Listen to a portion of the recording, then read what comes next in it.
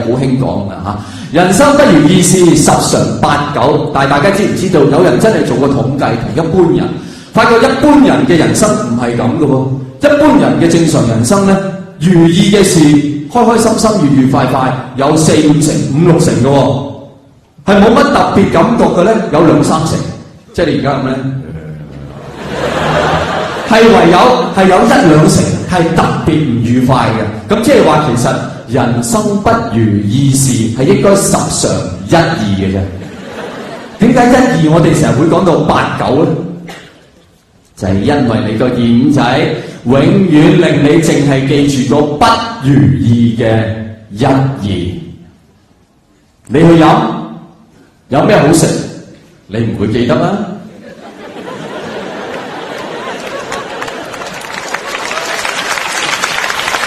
有乜嘢唔好食？4年後仲好清楚。嗰條魚蒸成咁真係嘥鬼晒啊！唔係啊，嗰隻雞都幾滑啦。嗰條魚蒸成咁嘥埋隻雞，我話你聽。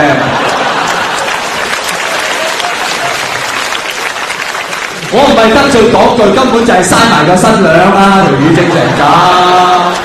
換乜鬼衫？邊個睇你換衫啊？條魚蒸成㗎！喂，唔係喎，聽講嗰個新郎哥飲到死咗喎，係咩？哦，咁佢夠運啦，唔使食條魚。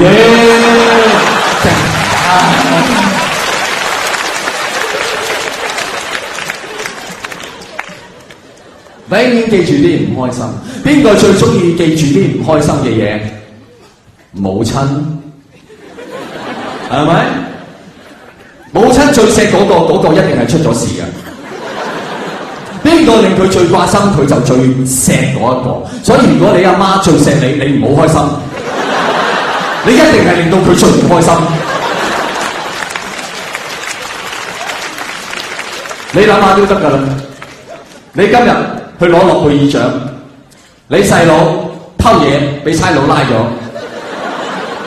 你估你阿媽會去睇邊個？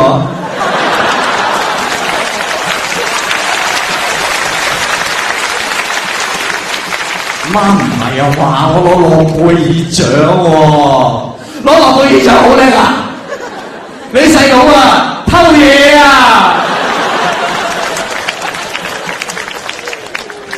各位又諗下我哋日常所用嘅字眼啦，我哋用咗好多偉大嘅字眼。係好少用喺啲好 positive 嘅嘢上面啊，通常都用喺啲負面嘅嘢上面，唔開心嘅嘢嘅。正面嘅嘢，我哋好少用啲好偉大嘅字眼，譬如係咩咧？譬如你話永遠偉大啦啩，呢個字眼，永遠加1年，係咪永遠咧？諗爆你㗎！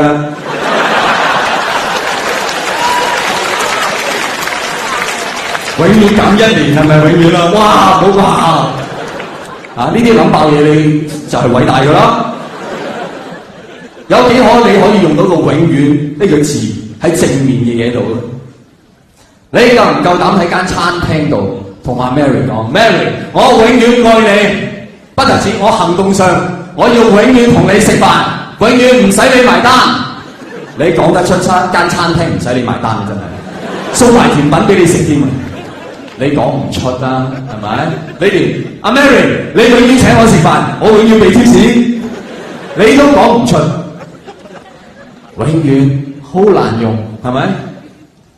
好難，唔難，永遠淨係得你講晒㗎啦。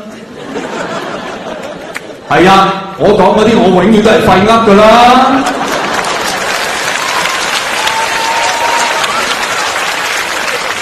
你就永遠顧住自己得㗎啦，係，我就永遠都錯，你就永遠都啱。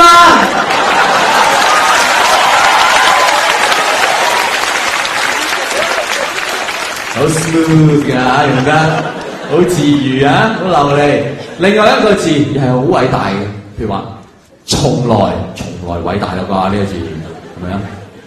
有史以來唔係添喎，有史以來都有得史以來，個從來係從何而來啊？點知啊？勁到爆啊！呢個字係從來，哇！唔知從乜來。OK，從來偉大啦。你有咩正面嘢講？從來都咁靚仔，多謝啦。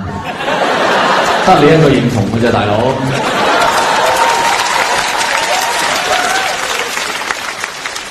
呢個係好罕有嘅，某啲人會認為你有心理病嘅，你知唔知？你日常嘅生活裏面，你有咩？係咯，一啲話從來你都唔回水咁啦嚇。咁呢個唔係正面嘢嚟嘅，小姐。佢當係好正面嘅。除褲，點解無啦啦係除褲嘅咧？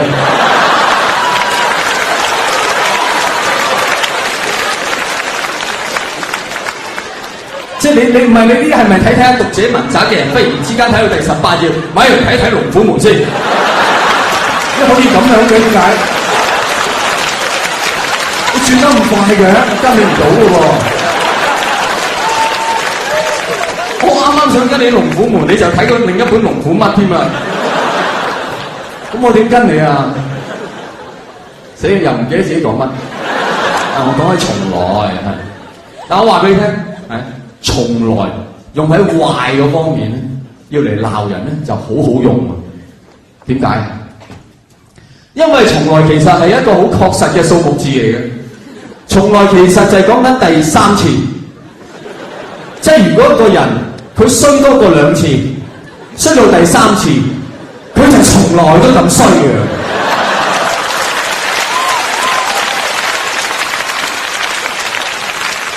阿媽鬧仔就係㗎啦，做功課啊嚇！我第2次叫你做功課啦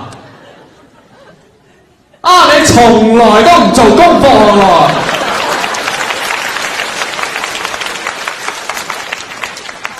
我尋日搭 lift，直情搭下 lift 咁啊入咗嚟咁啊望住道門嘅啫，後面忽然間有阿媽同個仔講：你從來都唔着衫㗎喎！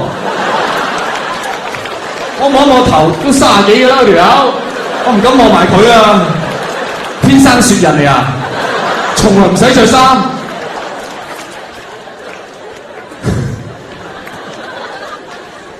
我真係中意從來呢個字，女士係最中意用從來呢個字嘅。對女士嚟講，從來其實好多時唔係第3次添，第1次就已經係從來嘅。無論你同佢一齊幾耐都好。你同佢10年、20年、100年都好，只要有一日你同佢一講分手，佢就會話：你從來都冇愛過我。